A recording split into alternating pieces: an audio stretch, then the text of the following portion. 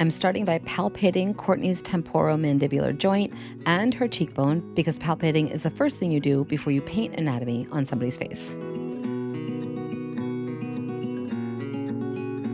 I'm starting to paint her cheekbone, which is actually a bridge where the temporal bone meets the zygomatic bone, creating the zygomatic arch. Next, I'm painting her jawbone, which in anatomical terms is called the mandible, and this is why it's called the temporomandibular joint. As I expand the zygomatic bone up a little bit and then begin to create some shading in the mandible, I want to explain a couple things. TMJ is actually an acronym for the joint itself and not the dysfunction, and this joint is the only moving joint in the skull. It is also, fun fact, the only joint in the body where one bone connects to two separate bones, creating two of the same joint, one on each side.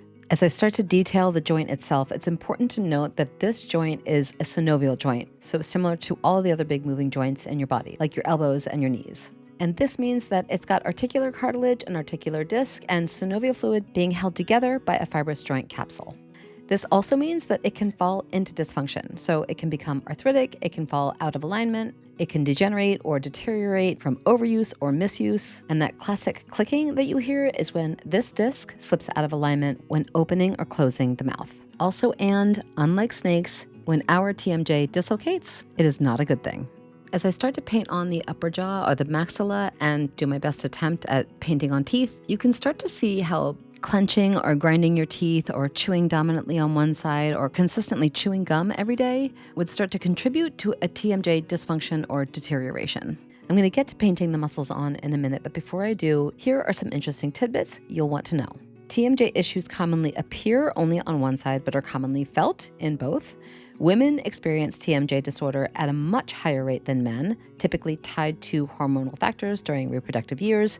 The muscles of the jaw are fundamental in their roles, but the SCM, upper traps, and the suboccipitals are not necessarily innocent. And not shocking, stress is one of the biggest drivers of TMJ dysfunction because, stress.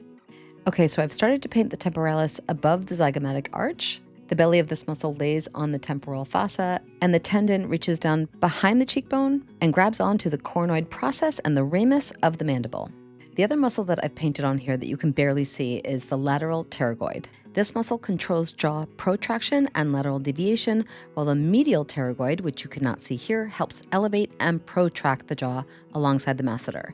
They are basically posterior to the back molars and tucked into a very sensitive area, but they can harbor a ton of tension, and when manipulated correctly, this work can be integral in pain relief. Go look them up, they are fascinating. And last, but definitely not least, the masseter.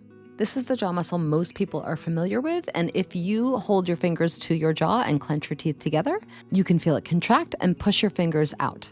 It is actually famous for being the strongest muscle in the body. So these four muscles combined create all the movements that a jaw does. The ability for the mandible to move forward, backward, side to side, and even in circles to chew and to grind, literally give us the ability to eat food and communicate, two of the most important things a human can do. It is no wonder that these joints, the only moving joints in the head, connected by one bone and pulled in every direction by tiny little muscles that are tucked away, and one of them is literally the strongest muscle in the body, have problems. Bonus pro tip, when you paint anatomy on a human, you may start with palpation, but you gotta end with a fan.